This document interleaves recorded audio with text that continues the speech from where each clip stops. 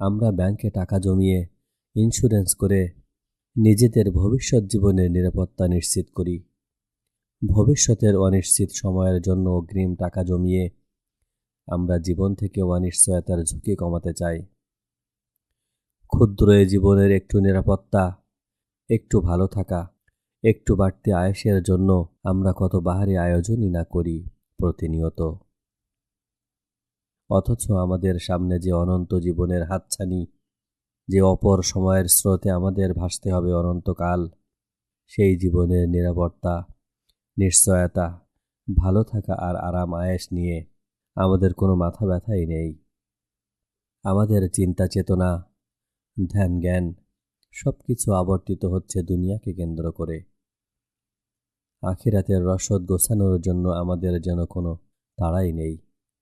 কিন্তু চক্ষু মুদলেই কি প্রলয় থেমে যায়? যায় না। মৃত্যুকে আলিঙ্গন করতে আমাদের যতই অনীহা অনিচ্ছায় থাকুক, মৃত্যুর চেয়ে সত্য আমাদের জীবনে আর কিছুই নেই।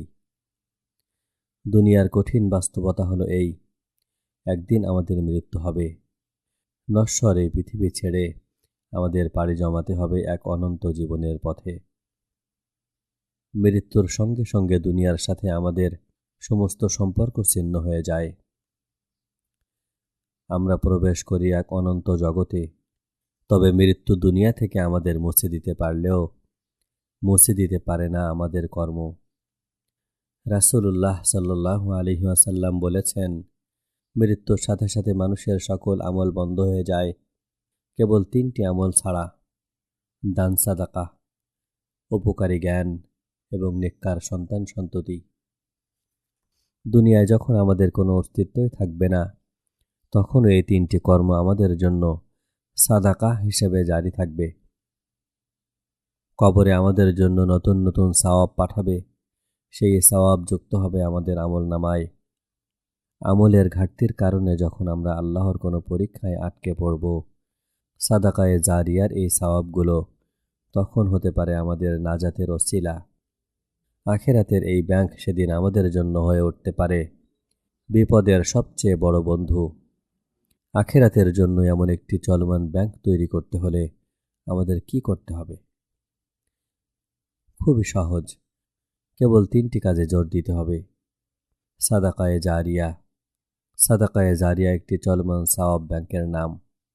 এই ব্যাংক নিত্য নতুন সওয়াব উৎপন্ন করে চলে। ধরুন আপনার অনেক টাকা পয়সা, সেই অনেক টাকা পয়সা থেকে আপনি কোথাও একটি মসজিদ নির্মাণ করে দিলেন। এখন সেই মসজিদে যতদিন আজান হবে, যতদিন সেখানে মানুষ সালাত আদায় করবে, যতদিন সেখানে মানুষ কোরআন শিখবে, ঠিক ততদিন আপনার আমল নামায় তার সওয়াব যুক্ত হবে। আপনি বেঁচে থাকা অবস্থায় এই সওয়াব তো পাবেনই, মারা যাওয়ার পরও এই সওয়াব আপনার আমল নামায় অনবরত যুক্ত হতে থাকবে। কবরের জীবনে আপনি সালাত পড়তে পারছেন না, সিয়াম রাখতে পারছেন না, হজ, জাকাত, কোরবানি কোনো কিছুই করার আর সুযোগ নেই আপনার। কিন্তু দুনিয়ায় আপনি এমন একটি কাজ করে এসেছেন, যার বদলাতে সালাত না পড়েও, সিয়াম না রেখেও, হজ, জাকাত, কোরবানি না দিয়েও কবরে বসে সওয়াব পেতে যাচ্ছেন। মসজিদ নির্মাণ ছাড়াও কূপ খনন, টিউব ওয়েল বসানো, এমনকি কোথাও যদি কোনো ফলের গাছ লাগান, সেই গাছ থেকে যদি পথচারী এবং পশু পাখি ফলমূল খায়, তাহলে সেটাও আপনার জন্য সাদাকায়ে জারিয়া হিসেবে গণ্য হবে। নেককার সন্তানাদি। দুনিয়ায় আপনার সন্তানদের যদি ইসলামের সুমহান শিক্ষায় দীক্ষিত করেন, তাদের মধ্যে ঈমান, তাকওয়া আর ইখলাসের সন্নিবেশ ঘটাতে পারেন, তাদের যদি রাসূলুল্লাহ সাল্লাল্লাহু আলাইহি ওয়াসাল্লামের অনুপম আদর্শে গড়ে তুলতে পারেন, তাহলে আপনার মৃত্যুর পর আপনার সন্তানেরা আপনার জন্য চলমান ব্যাংক। তারা প্রতিনিয়ত আপনার জন্য দোয়া করবে। তাদের কৃত সকল নেক কর্মের ফল আপনার আমল নামায় সমানভাবে যুক্ত হতে থাকবে। উপকারী জ্ঞান। দুনিয়াতে যে উপকারী জ্ঞান আপনি অর্জন করেছেন, সেগুলো যখন মানুষের মাঝে ছড়িয়ে দেবেন, সেই জ্ঞান আখেরাতে আপনার জন্য সওয়াবের চলমান ব্যাংকের ভূমিকা পালন করবে। এই উপকারী জ্ঞানের বদৌলতে মৃত্যুর পর আমাদের আমলনামাতেও এরকম সওয়াব যুক্ত হতে থাকবে।